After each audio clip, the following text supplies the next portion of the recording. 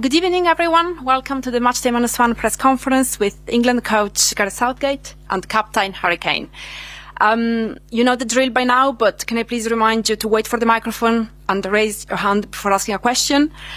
Questions in one of the interpreted languages, which today are English, German, Slovakian and Italian.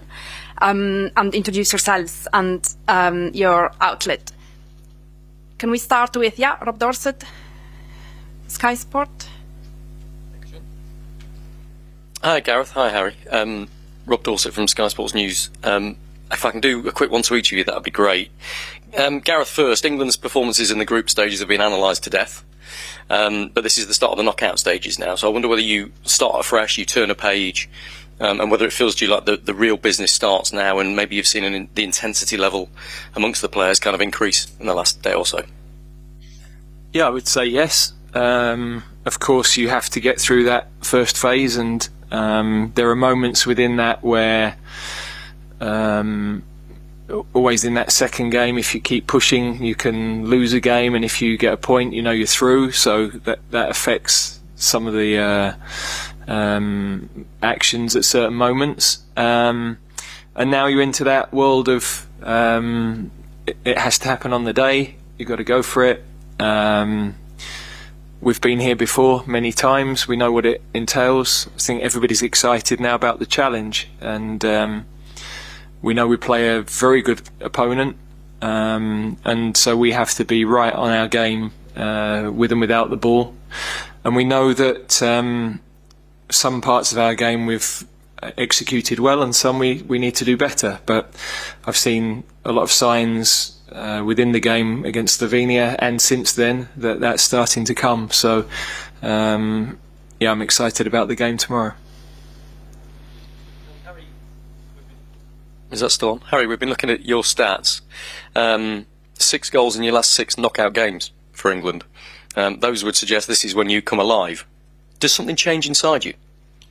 I'm not too sure. I think it's kind of the process of the tournament as well. I think naturally you get physically stronger, naturally you get sharper as you play more games. So we've had 3 games in a short space of time. So I feel like not just for me, but a lot of the players come into their peak sharpness at the knockout stage, and that's what I've found in especially recent tournaments as well. So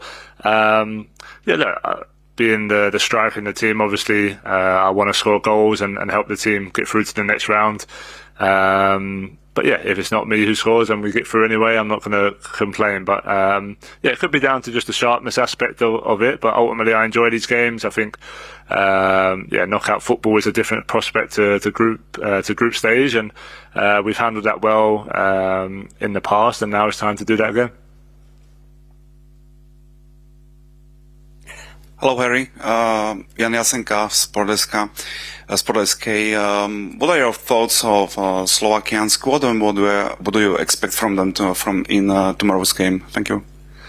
Yeah, I think they've got some. They have some great players. I think their biggest aspect is them as a team. I think they like to press high with a lot of intensity and make it difficult for the opponent, and then they like to keep possession. They like to play out and use the pivot to control the game. So it's going to be a tough game. We're expecting, let's say, a physical team with a lot of quality. So we're going to have to be ready for that. But as always, we prepare like we prepare for any team. We always feel like we're capable of getting the result we want, but we know we're going to have to be on the top of our game to reach that.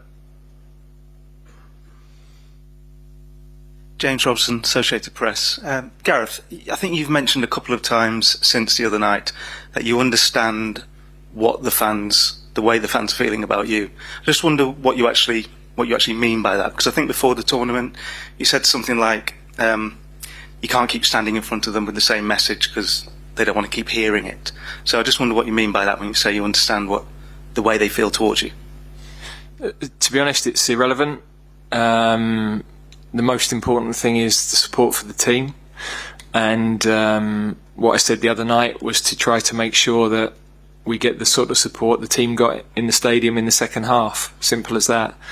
My job is to create the best possible environment for the players to fight their cause at the right times, to take responsibility at the right times, and the team need the fans, so they should never underestimate what a lift it gives to the team when they are like they were in the second half against Slovenia. And I'm certain going into this knockout phase they're going to be the same. They're going to be right behind the team, and it gives the team such a lift, and that's all that matters. Hi, Henry Winter, World Soccer. Harry, a question for you, if I may. What is your message, on the back of what Gareth just said, what is your message to the England fans? Thank you. Well, I think, if I'm totally honest, I think 99% of the fans are behind the team and the manager. I think, of course, both as a player and as a coach, you're going to have times where people voice their opinion, and that's part and parcel of playing for England. That's the bottom line. But I think, like the boss said there, the second half in that game especially was one of the best atmospheres I've been involved in, and it shows how much the fans care about the team, care about us trying to win the game, and that's all that matters. You know, we're a very strong group, not just players but staff as well. We know what it's taken to achieve what we've achieved in the last kind of 6 years or so, or longer. And we know it's going to be, a very tough journey from now until the end of this tournament if we want to go all the way. So that's all that matters, is fighting for each other on the training pitch, on the match pitch, and that's what we'll continue to do. And I know the fans are behind us with that. Hi, Gareth. Hi, Harry. Jerry Lawton, Daily Star. Massive day tomorrow, but 21st birthday is pretty big for somebody today. I was just wondering how you managed to balance Jude's 21st and the joy that often most people see with the professionalism about preparing for tomorrow's event. Well, we didn't go create a beer out this morning, that's for sure. So it's also Eze's birthday today, and obviously Phil Foden has another addition to the household as well in the last few days. So there's been a lot to celebrate, and good feel about the camp. I think the players have enjoyed some time together, not just training. We had a day where we were able to get off their feet and not think about football, and I think that's important in a tournament. You're surrounded by football.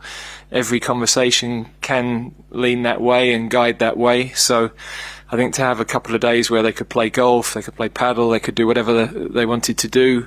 There's no science behind that, there's no data behind that, but there's something about enjoyment that you have to remind yourself, and I think that's a crucial part of a team. Hi both, good luck tomorrow. James Ollie from ESPN. Just firstly, is everybody available to start tomorrow, Gareth?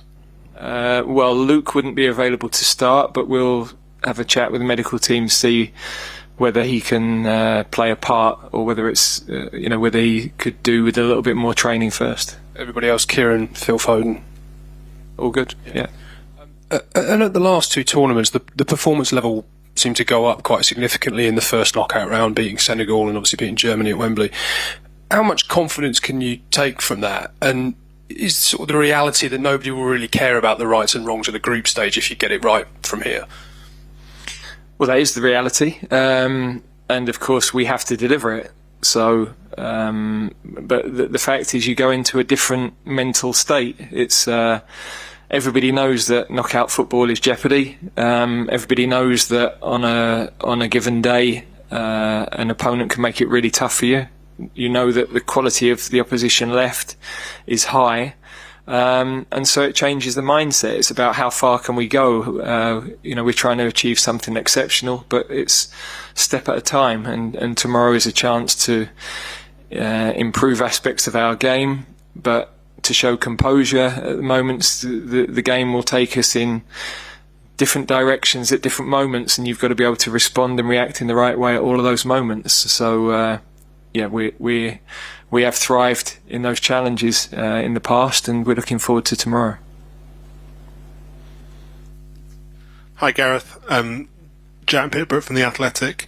You've been pretty honest about your assessment of the performances in the group stage games. Are you thinking more about small tweaks from that at the moment, or more fundamental changes? Well, I think a team is never quite as poor as people might think, and never quite as good as people might think. You're probably about 5% off where you'd like to be, and therefore you've got to be very careful not to throw everything out the window and lose things that you're doing well and lose continuity and the confidence that comes from players playing together and the understanding that comes from those moments. And you have to ignore external advice and be assured in what you're doing. So now, equally, we've had some players that have come in and had a big impact from the bench. Our substitutions in all of the matches have had a big impact, and we're mindful that people are pushing for places. There's competition. We need that strength in depth. The squad are very together. They're training well. That's pushing the starting team that's been in place. But also the other players have to be ready. Tomorrow you might need 5-6 changes. It's over half the team now. So that's really, really important. And for us, it's important that when players come on, they perform as the guys did the other night. Hi Gareth, Eric Peters, Bild Germany. We hope not, but what would it mean for you personally as the English manager and also for the English football if it goes wrong tomorrow night in terms of the future? I'm not sure why we would think about it going wrong the night before a game. So we know it's a tough opponent. We know we have to play very, very well. They're a well-coached team. They have a good spirit. They run a lot, and they play well. So we have to give a very good version of ourselves to win the game. Simple as that. Hello, this is Pierre from L'Equipe. Gareth, in 1996 you were part of a team that were not that confident, and after the famous goal of Gaza against Scotland, suddenly the dynamics changed. And I was wondering, do you think it could be the same? Maybe a great goal could help this team to get confidence and to fulfill its potential?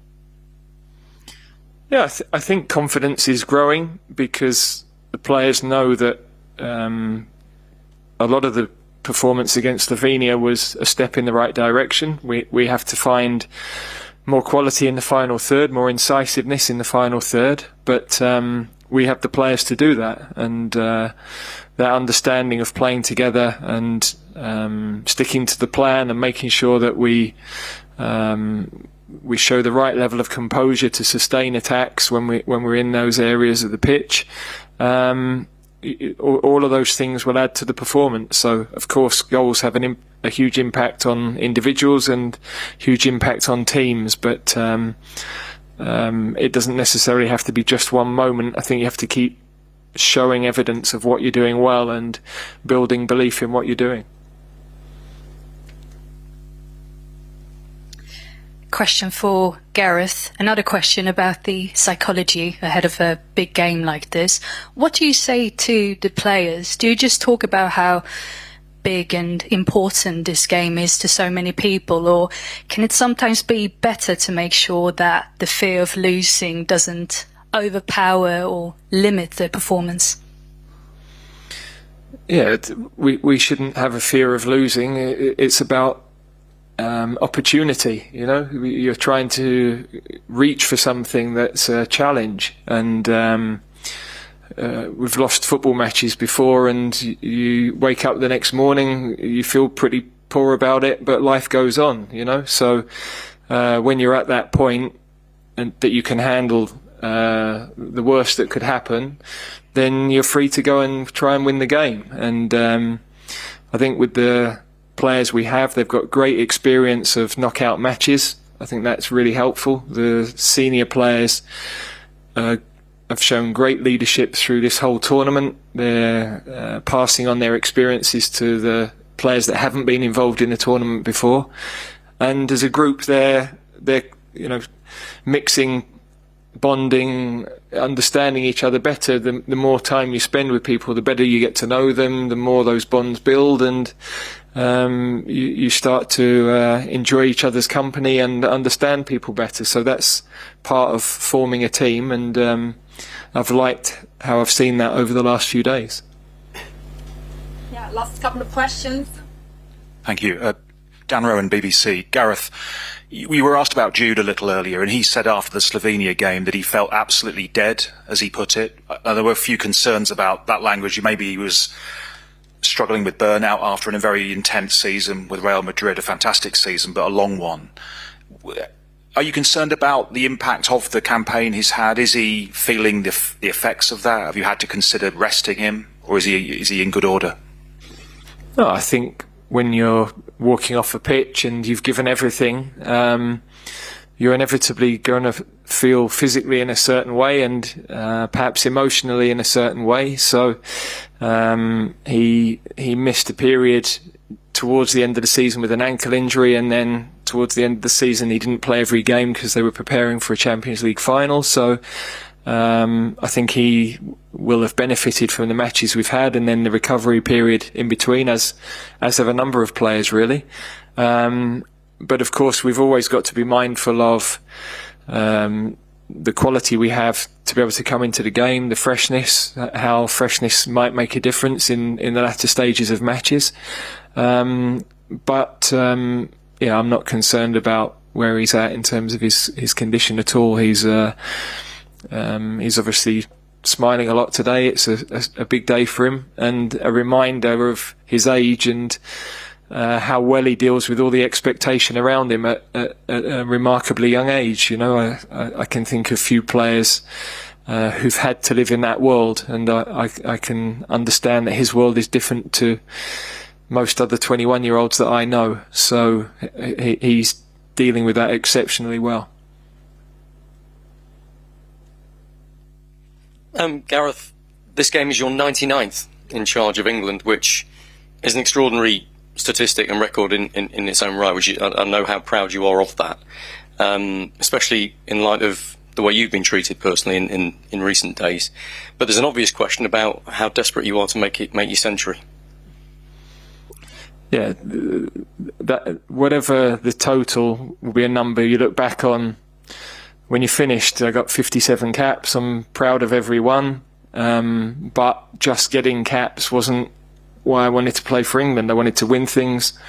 I played in a semi-final. I've obviously managed the semi-final and managed in a final. So 3 of the biggest 5 tournaments we've ever had. I've been fortunate to have been involved in all of them. And tomorrow is that number is irrelevant to me. It's about the team progressing and taking a step forward. So that might be something when I'm sat later in life, but I'm just desperate to do well for my country, lead this group of players and staff who I absolutely love working with and think so much of, lead them through another what could be another brilliant night, and create some more memories for our supporters, really.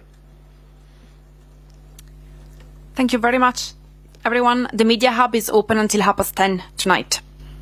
Thank you. Thank you.